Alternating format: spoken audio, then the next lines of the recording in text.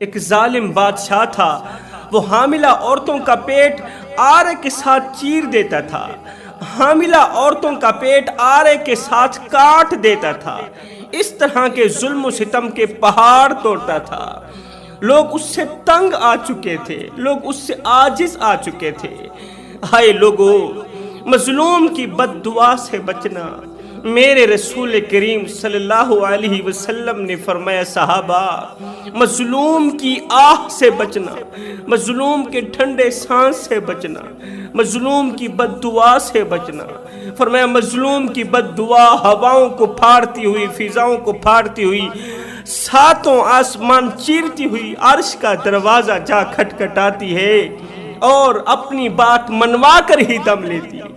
فرمایا مظلوم انسان ہو، حیوان ہو، جانور ہو، عورت ہو، مرد ہو، کوئی بھی ہو، مظلوم کی بد دعا 1 سیکنڈ کے اندر اندر قبول ہوتی ہے اور اپنی بات منوا کر ہی دم لیتی ہے، ظالم کا ستیہ ناش کر دیتی ہے، ظالم کی نسلیں اجاڑ کے رکھ دیتی ہے۔ اللہ فرماتا ہے کسی کو دکھ دے کر میرے دروازے پر اپنی خوشیوں کی خیرات مانگنے مت آنا۔ کسی پر ظلم کر کے، وہ ظلم چاہے انسان پر ہو، حیوان پر ہو، وہ ظلم چاہے حلال چیز پر ہو، حرام چیز پر ہو، کتے پر بھی ظلم نہ کرنا۔ کتے پر بھی ظلم کر کے اللہ فرماتا ہے میرے دروازے پر اپنی خوشیوں کی خیرات مانگنے مت آنا، اور کسی کو ایک پل کی خوشی دے کے پھر اپنی پریشانیوں کی فکر مت کرنا، پھر اپنی پریشانیوں کی پرواہ مت کرنا۔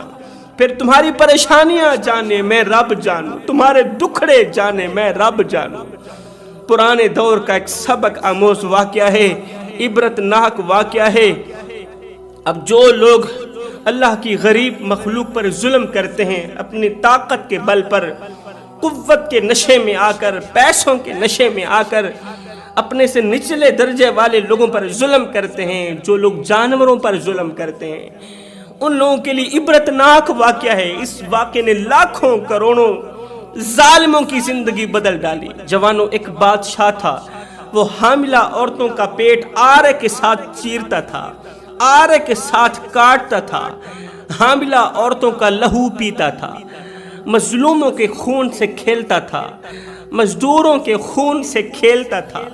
ہے 90,000 تنخواہ لینے والا افسر جب 8,000 مہینہ کمانے والی کسی مزدور سے رشوت مانگتا ہے نا، اس وقت انسانیت کا جنازہ نکل جاتا ہے۔ یہ ظلم نہیں ہے تو کیا ہے؟ اب اس ظالم بادشاہ نے اپنے ملک کے کونے کونے میں اعلان کر رکھا تھا کہ کوئی کسی کو صدقہ نہیں دے گا، کوئی کسی کی مدد نہیں کرے گا، کوئی کسی بھوکے کو کھانا نہیں کھلائے گا، پیاسے کو پانی نہیں پلائے گا، کوئی مرتا مر جائے، کسی کو مدد کرنے کی کوئی ضرورت نہیں۔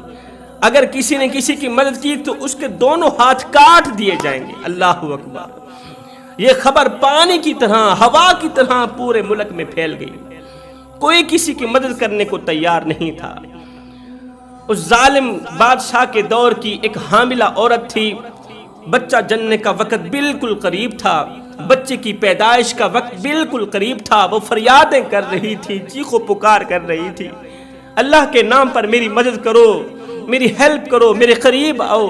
عورتوں کو پکارتی رہی، بلاتی رہی، کوئی بھی اس کے پاس مدد کے لیے نہ آئی۔ موت کی سی اذیت پا کر وہ بیچاری عورت موت کے منہ میں چلی گئی۔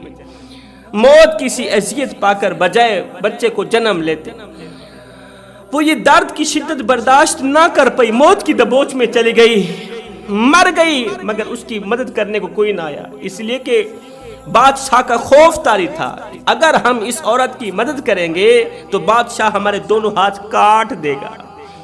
اللہ اکبر! بادشاہ کے دبدبے نے سب کو پاگل کر رکھا تھا، بادشاہ کی اس خوف نے سب کے اندر سے رحم چھین رکھا تھا، ترس چھین رکھا تھا، کسی کے اندر بھی رحم نام کی کوئی چیز موجود نہیں تھی۔ اللہ کا کرنا ایسا ہوا کہ ایک فقیر تھا، 3 دن کا بھوکا تھا، 3 دن سے کھانے کو کچھ نہیں ملا تھا، خالی پیٹ لے کر اس کی کمر جھکی ہوئی ہے، کمزوری نے جسے چاروں طرف گھیر رکھا ہے، کانپتے ہاتھوں اور جھکی کمر کے ساتھ لاٹھی ٹیکتے ہوئے اس دور کی ایک عورت کے پاس گیا، کہنے لگا میں 3 دن کا بھوکا ہوں، مجھے کھانے کو کچھ نہیں ملا۔ اگر میں بھوک سے مر گیا تو قیامت کے دن تمہارا اور تمہارے ظالم بادشاہ کا شکوہ کروں گا، اگر تم جنت میں چلے گئے تو میں جنت میں کبھی نہیں جاؤں گا، قیامت کے دن میں تمہارے لیے وبال بن جاؤں گا، تمہارے لیے عذاب بن جاؤں گا اگر مجھے روٹی نہ دی۔ اس نیک دل عورت نے کہا، جس عورت کے پاس گیا تھا وہ عورت نیک دل تھی، سخی عورت تھی، مگر اس نے کہا فقیر میاں تو واقعی 3 دن کا بھوکا ہے، تیرے چہرے پر بھوک کے آثار نمودار ہیں، بھوک کے آثار نمودار ہیں، اور اگر تو بھوک سے مر گیا تو کوئی شک نہیں تو قیامت کے دن اللہ کے حضور شکوہ پیش کرے گا اور ہمیں تباہ و برباد کر کے رکھ دے گا، مگر میں کیا کروں، میں بھی تو مظلومہ ہوں نا، اگر میں تیری مدد کرتی ہوں، کھانے کو کوئی روٹی دیتی ہوں تو بادشاہ میرے ہاتھ کاٹ دے گا، بادشاہ ہاتھ کاٹ دے گا، میں ہاتھوں سے معذور ہو جاؤں گا، پھر میں کس طرح پکاؤں گی، کس طرح کھاؤں گی، کس طرح اپنی دیکھ بھال کروں گی۔ تو اس فقیر نے کہا تم مجھے کھانے کے لیے روٹی دے دو، میری بھوک مٹا دو، میں دعا کروں گا کہ بادشاہ کا غصہ، بادشاہ کا دبدبہ تیرے اوپر اثر نہیں کرے، بادشاہ تیرا کچھ بھی نہیں بگاڑ سکے گا۔ فقیر کی یہ درد بھری باتیں سنتے ہی اس نیک دل عورت کا دل بھر آیا، دل میں رحم آیا، ترس آیا، بادشاہ کے خوف کی پرواہ نہ کرتے ہوئے، بادشاہ کے دبدبے کی پرواہ نہ کرتے ہوئے، بادشاہ کی اس حکم کو جُتی کی نوک پر رکھتے ہوئے اللہ کی رضا کے لیے، اللہ کی رضا اور خوشنودی حاصل کرنے کے لیے اس نیک عورت نے 2 روٹیاں اٹھائیں، فقیر کو دے دی۔ فقیر جا تو اپنی بھوک مٹا، میں جانوں میرے رب جانے اور ظالم بادشاہ جانے۔ فقیر نے جاتے ہوئے دعا کی اللہ تعالیٰ تجھے ایک بیٹا عطا کرے، اللہ تعالیٰ تجھے بیٹا عطا کرے، کوئی بھی غم تیرے قریب نہ آنے دے۔ یہ دعا کرتے ہوئے وہ فقیر اللہ والا وہاں سے چلا گیا۔ پیچھے بادشاہ کو پتہ چلا کہ کسی نے ہمارے حکم کو جُتی کی نوک پر رکھ کے کسی غریب کی مدد کی، فقیر کو بھوکے کو کھانا کھلایا ہے۔ بادشاہ نے حکم دیا جلادوں کو جلدی جاؤ اس کم بخت عورت کو میرے دربار میں حاضر کرو۔ اس کی جرت کیسے ہوئی فقیر کو روٹیاں دینے کی، بھوک مٹانے کی اس کی جرت کیسے ہوئی؟ جلاد آئے، وزیر مشیر ساتھ، پولیس والے آئے، سپاہی آئے، اس نیک دل عورت کو زبردستی سے شاہی محل میں لے گئے۔ بادشاہ نے نہ او دیکھا نہ تو، بادشاہ نے وہی آرا اٹھایا جس آرے سے وہ حاملہ عورتوں کے پیٹ چیرتا تھا، حاملہ عورتوں کے بچے چیرتا تھا، کاٹتا تھا، وہی آرا اٹھایا، اس نیک دل عورت کے دونوں ہاتھ کاٹ دی، اس کے ہاتھ کٹ گئے۔ اللہ کا کرنا ایسا ہوا اسی ماہ کے اندر یہ عورت حاملہ ہوئی۔ اللہ اکبر، اس کا شوہر تھا، حاملہ ہوئی، حمل ٹھہرنے کے بعد اس عورت کو 9 ماہ ہوئے، بچہ جننے کا وقت بالکل ہی قریب تھا، مگر بچہ جننے سے پہلے بادشاہ کو اس کے حمل کی خبر نہیں تھی، بادشاہ اس کے حمل سے بالکل ہی بے خبر تھا۔ اللہ کا کرنا ایسا ہوا ظالم بادشاہ کو کسی دوسرے ملک میں جانا پڑا، بادشاہ دوسرے ملک چلا گیا، بادشاہ دوسرے ملک گیا، اس کے بچے کی پیدائش کا وقت بالکل قریب تھا۔ اللہ تعالیٰ نے کرم کیا، اسے بیٹا عطا کیا، اللہ تعالیٰ نے اس عورت کو بیٹے جیسی نعمت سے نوازا۔ اب اگر ظالم بادشاہ وہاں پر موجود ہوتا تو رحم کیے بغیر، ترس کھائے بغیر، کیونکہ رحم نام کی اس کے اندر کوئی چیز نہیں تھی، ترس نام کی اس کے اندر کوئی چیز نہیں تھی۔ جوانوں، جو کسی پر رحم کرتا ہے نا اسی پر رحم کیا جاتا ہے، جو کسی پر ترس کھاتا ہے نا صرف اسی پر ترس کھایا جاتا ہے۔ اللہ کی مخلوق کو پریشانیوں میں ڈال کے، اللہ کی مخلوق پر ظلم و ستم کے پہاڑ توڑ کے، اگر تم یہ سمجھتے ہو کہ قیامت کے دن ہم بغیر حساب و کتاب کے جنت میں چلے جائیں گے اور اللہ تعالیٰ کی رحمت ہم پر مہربان ہوگی، تو یہ تمہاری بھول ہے۔ نہ ہم رہے دل لگانے کے قابل، نہ دل رہا غم اٹھانے کے قابل، ربا تیرے بندوں نے دیے اتنے غم، چھوڑا نہ ہمیں مسکرانے کے قابل۔ تیرے بندوں نے تو ہم سے ہماری مسکراہٹیں بھی چھین لی، اللہ تیرے ظالم بندوں نے تو ہم سے ہماری خوشیاں بھی چھین لی، ہم سے ہمارے بچے بھی چھین لی، بیوہ عورتوں کے پیٹ آرے سے کاٹ دیے، آرے سے چیر دیے، لہو پیتا رہا، مظلوموں کی خون سے کھیلتا رہا۔ ادھر سے بچے کی پیدائش ہوئی، ادھر سے کچھ دن بعد بادشاہ بھی واپسی اپنے ملک میں آ گئے۔ اب بادشاہ کو کسی نے خبر دی کہ تمہارے جانے کے بعد پیچھے ایک عورت حاملہ ہوئی اور اس کا ایک بیٹا پیدا ہوا۔ یہ سنتے ہی بادشاہ غصے میں آگ بگولا ہو گیا کہ بجائے وہ اپنا پیٹ چروانے کے اس نے بیٹا جنم دیا، اس کی جرأت کیسے ہوئی؟ بادشاہ نے پھر سے جلادوں کو کہا جلدی جاؤ اس کم بخت عورت کو میرے پاس لے کر آؤ، میں اس کا بیٹا، اس کی اولاد اس کی آنکھوں کے سامنے ذبح کروں گا، اسے درد دینے والے عذاب میں مبتلا کروں گا، میں اس کی جگر کی بوٹی کو اس کے سامنے ہی ماروں گا۔ ادھر سے بادشاہ نے جلادوں کو حکم دیا، وزیروں کو حکم دیا کہ جاؤ اس عورت کو بچے سمیت میرے پاس لے کر آؤ۔ ادھر سے جیسے ہی عورت کو پتہ چلا کہ بادشاہ کے وزیر مشیر میری طرف آ رہے ہیں، سپاہی مجھے لینے کے لیے آ رہے ہیں، تو اس عورت نے، نیک دل عورت نے معصوم بچے کو اٹھایا، جنگل کی طرف رخ کیا، جنگل کی طرف بھاگ نکلی، جنگل کے درمیان چلی گئی۔ نہ چرند، نہ پرند، نہ انسان، نہ حیوان، کچھ بھی نہیں، اوپر آسمان ہے، نیچے زمین ہے، اللہ کے سوا کچھ بھی نہیں ہے۔ اللہ سے مدد مانگتی رہی، اللہ تو میری مدد کر، اس ظالم بادشاہ سے مجھے پناہ دے دے، اس ظالم بادشاہ سے مجھے بچا لے، مجھے بھی بچا لے، میرے بچے کو بھی بچا لے۔ ماں دعائیں کرتی رہی، اللہ تعالیٰ نے ماں کی دعا کو قبولیت کا شرف عطا کیا۔ قدرت جب تھپڑ مارتی ہے نا، قدرت جب تماچا مارتی ہے نا، پھر وہ دل پر نہیں سیدھا روح پر اثر کرتا ہے۔ اب بادشاہ کی ضلالت کا وقت آ چکا تھا۔ جوانوں دل کے کانوں سے سنو، کسی کو دکھ دے کر، کسی کو غم دے کر، کسی کا جینا حرام کر کے، کسی کی عزت والی پگڑی خاک میں ملا کے، تجھے کیا لگتا ہے کہ تو ساری زندگی ایسے ہی مسکراتا رہے گا؟ نہ بندے نہ، بس وقت کے الٹنے کی دیر ہے، تیری باری بھی دور نہیں ہے، اس لیے کہ زندگی کے کسی نہ کسی موڑ پہ اپنا کیا آخر بھگتنا ہی پڑے گا۔ اب بادشاہ کی ضلالت کا وقت آ چکا تھا۔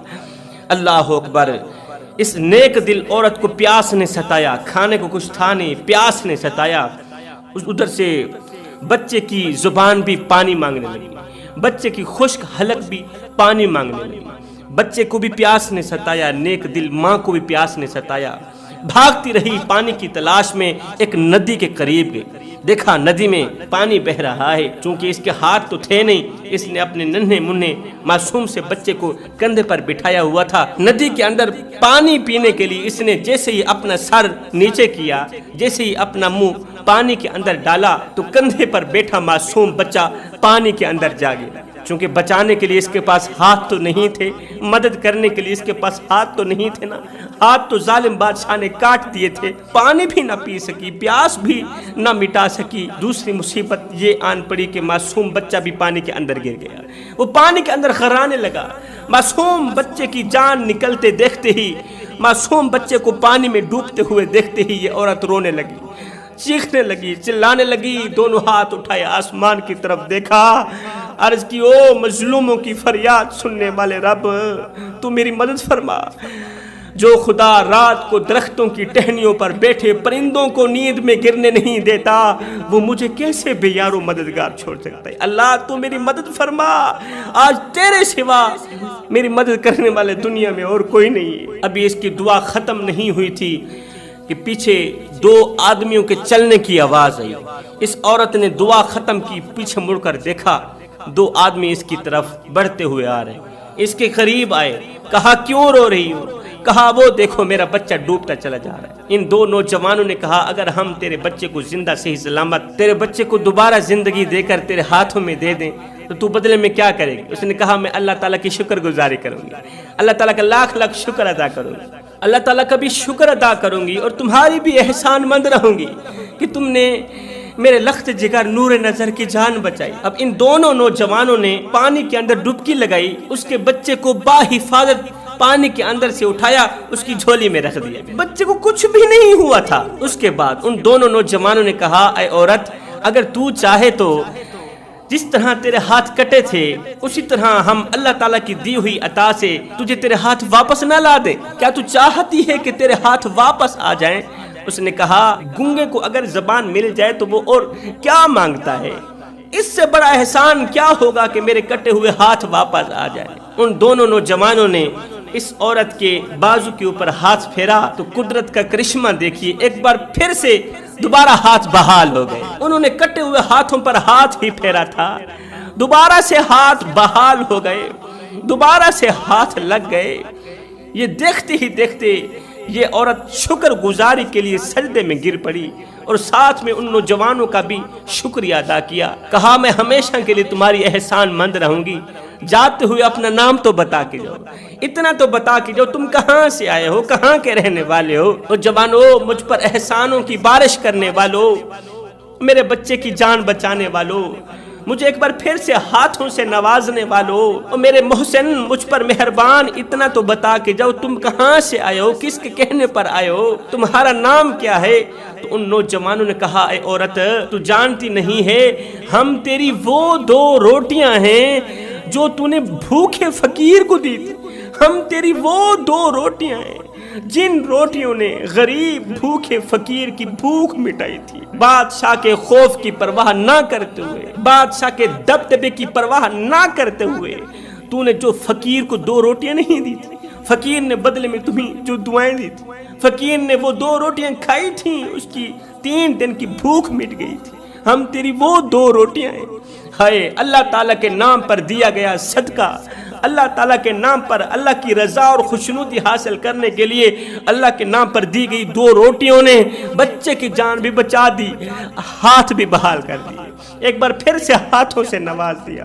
اب اس عورت نے کیا کیا, بچے کو لے کر کشتی پر بیٹھی, دریا کے دوسرے کونے پر جا نکلی. اب پیچھے سے ظالم بادشاہ کو جیسے ہی پتہ چلا کہ وہ بدبخت عورت جنگل کی طرف بھاگ نکلی ہے, میرے حکم کو سر آنکھوں پر رکھنے کے بجائے جُتی کی نوک پر رکھا, میرے حکم کی پیروی کرنے کے بجائے میرے حکم کی عدولی کی, بچے کو اٹھا کر جنگل میں بھاگ نکلی.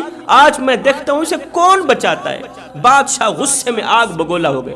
بادشاہ سپاہیوں کے ساتھ خود گھوڑے پر سوار ہوا, بادشاہ بھی جنگل کی طرف بھاگ نکلا. جنگل میں بھاگتے دوڑتے اس کی تلاش کرتے کرتے عین اسی جگہ پر جا پہنچا, ندی کی عین اسی جگہ پر جا پہنچا جس جگہ سے اللہ تعالیٰ نے پھر سے اس نیک دل عورت کو ہاتھوں سے نوازا تھا اور اس کے بچے کو دوبارہ زندہ کر کے اس کی گودی میں ڈالا تھا. بادشاہ عین اسی جگہ پر جا پہنچا.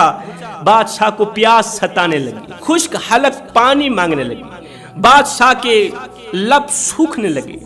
بادشاہ کے پاس, وزیروں کے پاس پانی نہیں تھا, تو بادشاہ نے سوچا کیوں نہیں پیاس بجھانے کے لیے, پیاس مٹانے کے لیے ندی کے اندر ہی منہ ڈالتا ہوں, ندی سے ہی پانی پی لیتا ہوں. اب بادشاہ نے پانی پینے کے لیے جیسے ہی اپنا سر جھکایا تو پانی کے اوپر مچھر بیٹھا ہوا تھا. بادشاہ نے جیسے ہی پانی پینے کے لیے اپنا منہ جھکایا, سر جھکایا, تو پانی کے اوپر ایک زہریلا مچھر بیٹھا ہوا تھا. وہ مچھر اللہ کے حکم سے اڑتا ہوا بادشاہ کی ناک کے اندر چلا گیا, کیونکہ جیسا کرو گے ویسا بھرو گے نا, کیونکہ بادشاہ کی ذلالت کا وقت آ چکا تھا. اللہ کا ترازو انصاف تولنے لگ گیا تھا, کیونکہ قدرت نے تھپڑ مار ہی دیا تھا, وہ روح پر اثر کرنے ہی والا تھا. وہ مچھر بادشاہ کی ناک کے اندر چلا گیا, ناک سے سیدھا دماغ میں چلا گیا, سر کے اندر چلا گیا. بادشاہ کو شدید تکلیف دینے لگا. اس مچھر نے بادشاہ کو شدید درد میں مبتلا کر دیا, شدید تکلیف میں مبتلا کر دیا. جیسے ہی بادشاہ کو شدید درد لاحق ہوا تو بادشاہ نے کہا وزیرو, مجھے لگتا ہے موت کا وقت بالکل قریب ہے, جلدی سے مجھے شاہی محل کی طرف لے جاؤ, جلدی سے مجھے شاہی محل کی طرف لے جاؤ, حکیموں طبیبوں کو بلاؤ, میرا علاج کرواؤ, نہیں تو میں مر جاؤں گا, نہیں تو میں مر جاؤں گا, خدا را مجھے موت سے بچا لو. سر کے اندر, دماغ کے اندر شدت سے تکلیف ہونے لگی. وزیر مشیروں نے بادشاہ کو جلدی سے ہی شاہی محل کی طرف لے گئے. اعلان ہو گیا جتنے بڑے حکیم ہیں, جتنے بڑے طبیب ہیں, جلد از جلد شاہی محل میں داخل ہوئے. بادشاہ کا حکم سر آنکھوں پر رکھتے ہوئے بڑے بڑے حکیم طبیب شاہی محل کے اندر داخل ہوئے. بادشاہ کا چیک اپ ہونے لگا, بادشاہ کی بیماری کی تلاش ہونے لگی کہ آخر بادشاہ کو کون سی ایسی بیماری لگی. بادشاہ نے کہا کہ میں ندی کے اندر پانی پینے کے لیے اپنا سر جھکایا تو وہاں ایک مچھر بیٹھا ہوا تھا. مچھر میری ناک کے اندر سے گھسا, سیدھا دماغ میں چلا گیا. وہ مجھے اس قدر تکلیف دے رہا ہے, اس قدر درد دے رہا ہے کہ میں تمہیں ساری بادشاہت دینے کے لیے تیار ہوں, میرے پاس جتنا پیسہ ہے, دولت ہے, سب کچھ دینے کے لیے تیار ہوں. خدا را مجھے اس درد سے پناہ مل جائے, یہ درد ختم کر دو, یہ درد مجھے مارتا چلا جا رہا ہے اور مجھے لگتا ہے ابھی موت کا فرشتہ آنے والا ہے. حکیموں طبیبوں نے بھرپور علاج کی کوشش کی مگر بے سود رہا. حکیموں طبیبوں ڈاکٹروں کے علاج نے ظالم بادشاہ پر ذرا بھی اثر نہ ڈالا, اس کی تکلیف ذرا بھی ختم نہ ہوئی, یہ تکلیف بڑھتی گئی. ہر لمحے، ہر منٹ، ہر سیکنڈ یہ تکلیف بڑھتی گئی۔ بادشاہ دردناک عذاب میں مبتلا ہونے لگا۔ ایک دن ایک حکیم کو بیرون ملک سے بادشاہ کے علاج کے لیے بلایا گیا۔ حکیم نے کہا اس بیماری کا کوئی علاج نہیں ہے مگر میرے پاس ایک ترکیب ہے، اگر اس ترکیب کا استعمال کرو تو مجھے لگتا ہے کہ تکلیف تھوڑی کم ہو سکتی ہے۔ بادشاہ نے کہا جلدی بتا کون سی ترکیب ہے، میں تو اس تکلیف سے باہر نکلنے کے لیے لاکھوں کروڑوں روپے لگا دینے کو تیار ہوں، جلدی بتا کون سی ترکیب ہے۔ اس حکیم نے کہا بادشاہ سلامت، جہاں مچھر تکلیف دے اسی جگہ پر جوتے مارے جائیں، جہاں مچھر بہت زیادہ تکلیف دے رہا ہے نا این اسی جگہ پر جوتے مارے جائیں تاکہ یہ مچھر جگہ بدل لے، ایک جگہ سے دوسری جگہ چلا جائے گا۔ جب یہ مچھر ایک جگہ سے دوسری جگہ چلا جائے گا تو پھر تکلیف میں تھوڑی کمی ہوگی۔ بادشاہ جہاں مچھر تکلیف دے رہا ہے این اسی جگہ پر جوتے مارنے ہوں گے تاکہ یہ مچھر ایک جگہ سے دوسری جگہ منتقل ہو اور تکلیف میں تھوڑی کمی ہو جائے۔ یہ سنتے ہی بادشاہ نے ایک وزیر کی ڈیوٹی لگا دی۔ اب وہ صبح و شام ہر وقت ہر لمحے اس کے سر پر چھتر مارتا ہی رہتا تھا، ظالم بادشاہ کے سر پر جوتے مارتا ہی رہتا تھا۔ جوتے کھاتے کھاتے 20 سال کا عرصہ گزر گیا۔ ظالم بادشاہ کے سر پر جوتے پڑتے پڑتے دن رات ہر لمحے، ہر گھڑی، ہر منٹ، ہر سیکنڈ، کیونکہ بادشاہ کی ضلالت کا وقت آ چکا تھا۔ 20 سال مسلسل یہ شخص اپنے ہاتھوں سے، اپنے وزیر کے ہاتھوں سے جوتے کھاتا رہا۔ جوتے کھاتے کھاتے جب اس کی زندگی اجیرن بن گئی، جب اسے لگا کہ اب مجھے جینے کا حق نہیں ہے، جب اسے پکا یقین ہو گیا کہ میری زندگی اجیرن بن چکی ہے، اب میں جب تک جیوں گا تو جوتے ہی کھاتا رہوں گا، تو اس ظالم بادشاہ نے کیا کیا، ایک آرا اٹھایا، اپنے سر پر رکھ کے کھینچ ڈالا۔ آرے کو سر پر رکھا، زور سے کھینچا، سر کے 2 ٹکڑے ہو گئے، ظالم بادشاہ مر گیا، کتا اس دنیا سے چلا گیا۔ تمہیں پتہ ہے یہ آرا کون سا تھا؟ یہ وہی آرا تھا جس آرے سے بادشاہ نے 1 نہیں 2 نہیں ہزاروں حاملہ عورتوں کے پیٹ چیرے تھے، حاملہ عورتوں کے پیٹ کاٹے تھے، بچوں کو قتل کیے تھے، بچوں کو کاٹے تھے، ٹکڑے ٹکڑے کیے تھے۔ اسی آرے کے ساتھ اللہ تعالیٰ نے بادشاہ کے سر کو 2 ٹکڑے کر دیا، بادشاہ کے سر کو چیر ڈالا، بادشاہ ختم ہو گیا، مٹ گیا، اس کا نام و نشان مٹ گیا۔ پھر اللہ تعالیٰ نے ملک کے لوگوں پر اس طرح کا کرم کیا، اس طرح کا رحم کیا کہ اس ظالم بادشاہ کی سیٹ پر دوسرا جو بادشاہ آیا تھا، یہ پتہ ہے کون تھا؟ جس نے ملک کی تقدیر بدل کر رکھ دی تھی، جس نے ملک کے اندر خوشحالیاں ہی خوشحالیاں پیدا کی تھیں۔ یہ بادشاہ کوئی اور نہیں تھا، یہ بادشاہ اس مظلومہ عورت کا شوہر تھا جس مظلومہ عورت کے دونوں ہاتھ کاٹ دیے گئے تھے، اس نیک دل عورت کا شوہر تھا۔ جی اللہ جب چاہے انصاف لے سکتا ہے، اللہ جب چاہے ناممکن کو ممکن بنا سکتا ہے، جیسا کرو گے ویسا بھرو گے، اس لیے کہ اللہ کا ترازو صرف انصاف ہی تولتا ہے۔ اللہ جب چاہے بھکاریوں کو بادشاہ بنا دے، بادشاہوں کو بھکاری بنا دے۔ اس لیے میں کہتا ہوں میرے بھائیوں، زندگی میں کبھی بھول کر کے بھی کسی پر ظلم نہ کرنا، مظلوم بن کر مرنا، ظالم بن کر نہ مرنا۔ اگر ظالم بن کر مرو گے تو قیامت کے دن حجاج بن یوسف کے ساتھ اٹھائے جاؤ گے، اور اگر مظلوم بن کر مرو گے تو قیامت کے دن مولا حسین کے ساتھ اٹھائے جاؤ گے۔ اب بندوں پر ظلم کرنے والے لوگ تو عبرت کا نشانہ بنیں گے ہی بنیں گے، جو جانوروں پر ظلم کرتے ہیں اللہ تعالیٰ تو انہیں بھی عبرت کا نشانہ بناتا ہے۔ جس خدا کو جانوروں پر کیا گیا ظلم پسند نہیں ہے، وہ خدا بندوں پر کیے گئے ظلم کو کیسے پسند کر سکتا ہے؟ حضرت سیدنا سلیمان علیہ السلام کے پاس چند جانور آئے، فریادیں کرنے لگے، رونے لگے۔ حضرت نے جب رونے کی وجہ پوچھی تو ان جانوروں نے کہا فلاں علاقے کے کسی کم بخت نے ہمارے جانوروں کو زہر دے کر مار دیا ہے۔ جب آپ کو پتہ چلا نا فلاں علاقے کے کسی بدبخت نے جانوروں کو زہر دے کر مار دیا، جانوروں پر ظلم کیا، ظلم و ستم کے پہاڑ توڑے، جیسے ہی آپ کو پتہ چلا تو حضرت سلیمان علیہ السلام جلدی سے اٹھے، شاہی محل سے باہر نکلے، اسی شخص کی طرف دوڑ لگا دی، اسی شخص کی طرف چل پڑے۔ جب اس کے پاس آئے تو وہ ادباً احتراماً کھڑا ہو گیا۔ جب اس نے بادشاہ وقت کو اپنی طرف آتے دیکھا نا، ادباً احتراماً کھڑا ہو گیا۔ حضور والا آپ نے آنے کی زحمت کیوں کی؟ آپ نے آنے کی تکلیف کیوں کی؟ آپ مجھے حکم دیتے، میں سر کے بل چل کر آپ کی خدمت میں حاضر ہوتا، آپ کے قدموں میں پڑ جاتا۔ آپ نے آنے کی زحمت کیوں کی؟ آپ نے فرمایا میں نے سنا ہے تو نے جانوروں کو زہر دے کر مار دیا، اور بدبخت میں تجھے بتانے کے لیے آیا ہوں، تو نے پچھلے واقعے نہیں پڑھے، پچھلی امتوں کی کہانیاں نہیں پڑھی، عبرتناک واقعات نہیں پڑھے کہ وہ بدبخت عبادت گزار بھی تھے، متقی پرہیزگار تھے، لیکن وہ نادان جانوروں پر ظلم کرتے تھے، جانوروں پر کیے گئے ظلم نے ان کی تمام عبادات ضائع کر کے رکھ دی، جانوروں کی بد دعا نے ان کو ہلاک کر دیا، ان کی نسلوں کو تباہ و برباد کر ڈالا۔ وہ نادان تو نہیں جانتا جو انسان جانوروں پر ظلم کرتا ہے نا، تو جانوروں کے اندر سے نکلی ہواؤں کو پھاڑتی ہوئی، فضاؤں کو پھاڑتی ہوئی عرش کا دروازہ جا کھٹکھٹاتی ہے اور اپنی بات منوا کر ہی دم لیتی ہے۔ ان جانوروں میں سے کچھ جانور ایسے ہیں جو اللہ کی ذات پر اس قدر پختہ یقین کرتے ہیں کہ اتنا حضرت انسان یقین نہیں کرتا۔